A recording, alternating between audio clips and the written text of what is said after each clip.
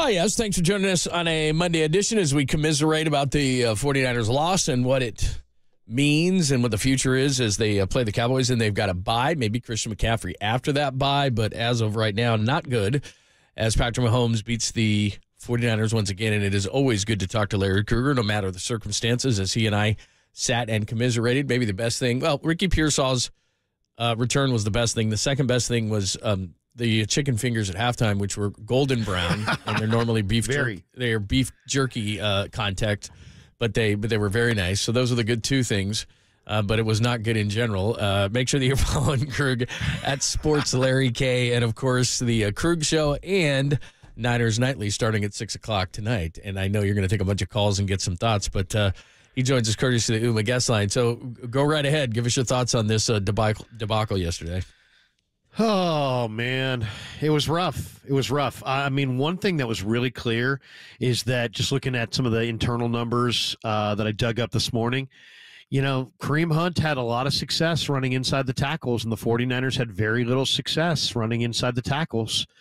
They did a nice job on Kareem Hunt outside the tackles. He was 5 carries for 16 yards outside the tackles, but between the tackles, 17 for 62. It's only 3.6 a carry, but 2 touchdowns. But I thought it was interesting. KC called 23 designed runs between the tackles. That is the most ever for Kansas City in the next-gen stats era. So, I mean, that goes back, I think, to 2016, something like that. So it's, you know, they obviously saw that this 49er defense had a weakness between the tackles, and they went at it. And then the 49ers had another major screw up on special teams. I felt bad for Schneider because they were ready for the fake punt. They had the defense on the field. They got that. He's feeling good. And then they get a 55-yard McCole Hardman punt return that was a huge play in the game. And that entire sideline, when I was watching it on the binoculars from upstairs, I was like, oh my God, I could see the thing coming. And Greg, I'm sure you guys could up in the booth as well. The entire Chief sideline was wide freaking open. There was a gigantic lane for Hardman, and he took it. And once again, Anders Carlson, a Niner kicker, was faced with making a tackle. Luckily, somebody else came along and made it. But special teams breakdowns, not good enough on defense. Brock had a disastrous game. His worst game, I think, as a pro. I thought he was really, really struggled in this game. And, there you go. I mean, it all adds up to Kansas City's the better team, and Kansas City wins again. But Purdy against man coverage, excluding the 41-yard completion to Kittle, he was 4 of 13 against man for 39 yards with 3 picks and 1 sack. So that outside duo of McDuffie and Watson were good. Let's go back to the run defense. Kansas City ran the ball 39 times for 184 yards, and the quarterback had some scrambles. You mentioned the interior running, and Kansas City's just running more than they ever have run going into the game. It was 47% this year. I mean, Andy didn't run it when he had Westbrook and Philly. They ran a third of the time, but he's got those interior 3, and they've been running more power and inside zone than outside zone. But forget them. The 49ers and their run defense, and it was a problem last year in a different way. Not having Javon Hargrave or the partially torn triceps an issue, obviously. But I want to just talk philosophical football.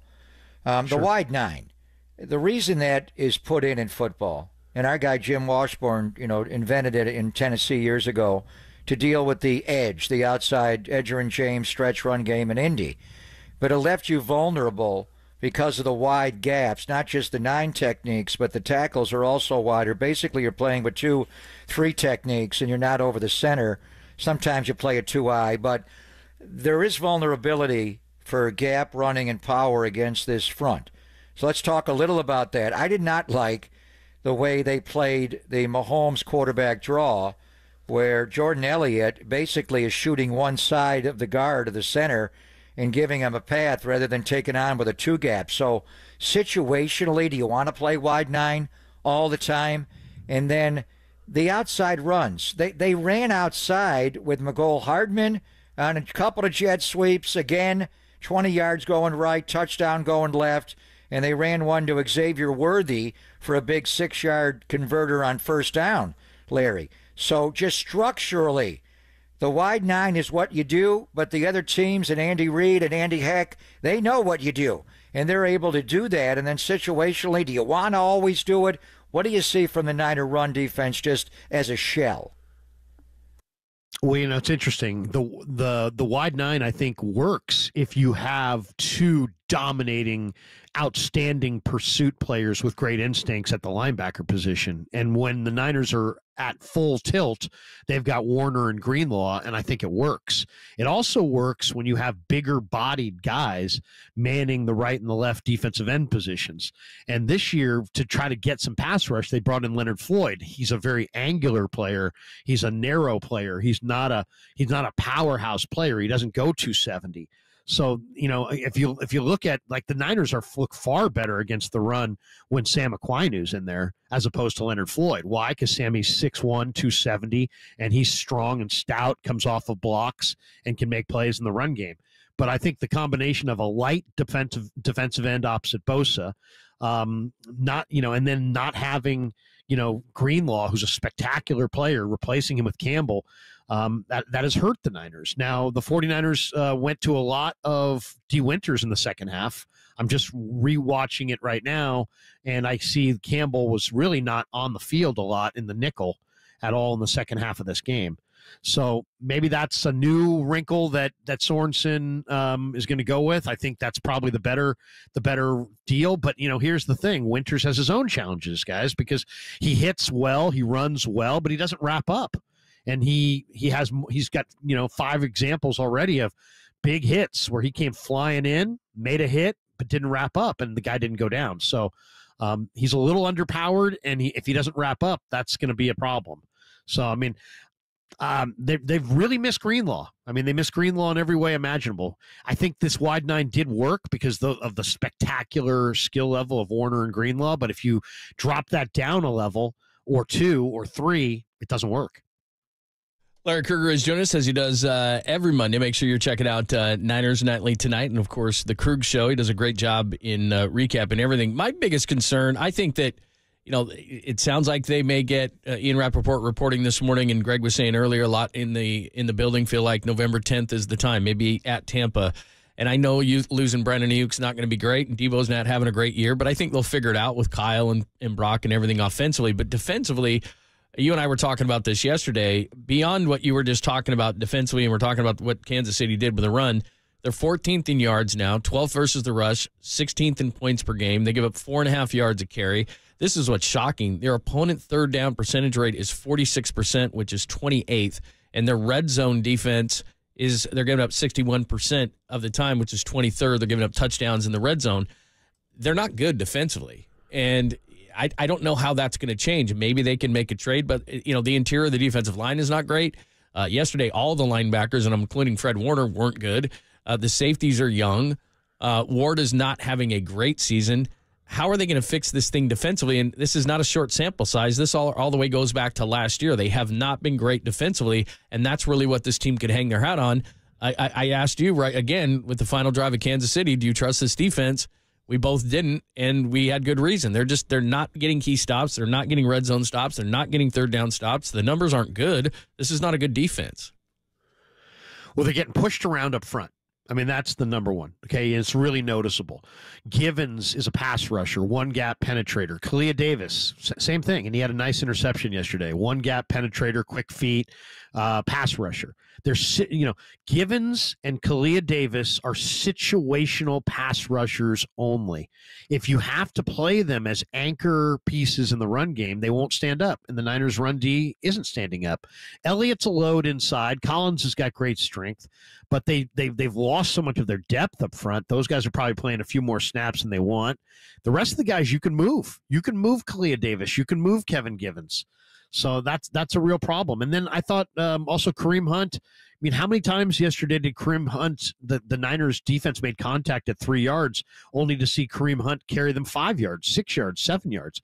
I mean, he pushed. There's one thing to push the pile, and there's another thing to drag defenders down the field. I mean, he literally just dragged the 49er defense down the field. And then they got a lot of youth in the secondary, right? I mean, I like a lot of these young guys in the secondary. I like Jair Brown. I thought Mustafa played a tremendous game yesterday. Renardo Green, I really like. I mean, there's some really good young players in that secondary.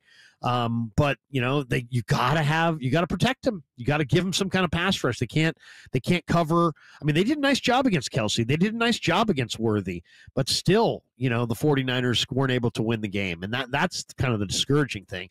They used Kelsey as a decoy a lot in the first half. You could tell when I watched the first half on the All 22 just a minute ago, there's several plays in the first half where they clearly were using Kelsey as the decoy, and the intent was to go with Gray and go to Gray, and Mahomes threw that pass with conviction. So, they had a plan. They knew the Niners would be all over Kelsey, and they were, and so they went to his counterpart. They went to 2 tight ends, kept the Niners in the base. They felt like their better matchup was in the base, and it was. And the 49ers kind of caved, and it ultimately came down to the red zone.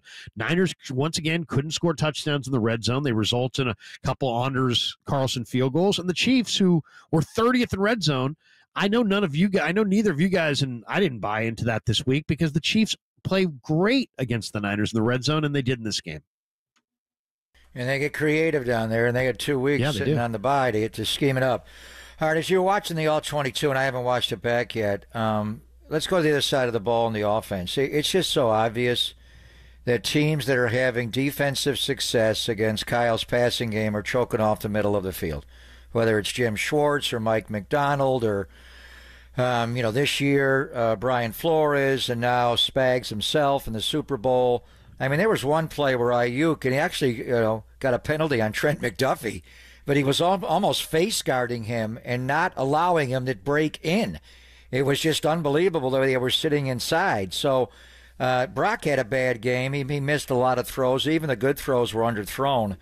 But just What are you seeing from the way these elite defensive coordinators are game planning against the Kyle system, which is, and Debo didn't play yesterday, but the Debo dig, the Debo dagger, the in-cut, the Ayuk slant, the Kittle over the middle. And George got going a little bit outside the rails yesterday. The McCaffrey choice route. Isn't it obvious that they got to adjust and they got to throw the ball from numbers to the sideline because the opponents are choking off the midfield passing game? Yeah, no question. And the Niners, and it makes sense, right? The in-cutter, look for the in-cutters. You can almost read the defenders looking at the Niner, scouting report when you're watching the game. It's like late in the down, look in the middle of the field, look for the in-cutting route. If it's an in or an out, gamble in. The bottom line, though, is that their receivers are not that dynamic. They really aren't. And I was hoping Ricky Pearsall would hit the ground and be dynamic, but he wasn't. I mean, he averaged 1.9 yards of separation per target in this game. That was the 6th worst of any receiver in the NFL this week. So he didn't separate. Ayuk doesn't look like he's getting separation. Debo didn't play, but we know he doesn't separate against man coverage. JJ's relatively, pedestrian speed. So they're really not dynamic. Kittle's a nice player, but he's 30. They don't have that dynamic player that can separate or that you have to really honor. You got to back off and give him space because he can really run. In hindsight, I know they went for Pearsall, but it would have been smarter for the Niners to look for a Worthy. I mean, they really lack that dynamic space-creating receiver. Instead, they got a receiver that's a chain mover type guy who's got great ball skills. Now, he's going to be good over time, I think. But, he didn't get away from anybody. He played a lot of snaps yesterday, and he didn't really get away from anybody. Krug, thanks, man. We appreciate the insight. What's coming up tonight? Tonight we're going to have Monday Night Football on the radio, so we're going to be on the YouTube only tonight. But we'll break it all down, and we'll go through. I'm still going through the film right now, and I'll put together a list of a bunch of things that stood out, and we'll prioritize it. We'll discuss it. We'll invite people in the chat to be involved. And then Tuesday, Wednesday, Thursday, Friday, we'll be on the radio, and we'll take phone calls on Tuesday night. And we got an array of guests coming up this week from Dallas, and it should be a good week. I'm looking forward to it. It's always going to be great. Krug, thanks for the insight, man, and it's always enjoyable. We'll talk to you soon. Sounds good. Thanks, guys. Thank you, Larry. All right, there's Krug. We'll talk a few of the things that he said there. We got a foreplay for you. It's not all negative because Ricky Pearsall was the star from the podium yesterday in his first comment since being shot on August 31st. You do not want to miss that. We'll do that as part of the foreplay at the top of the hour on the Sports Leader.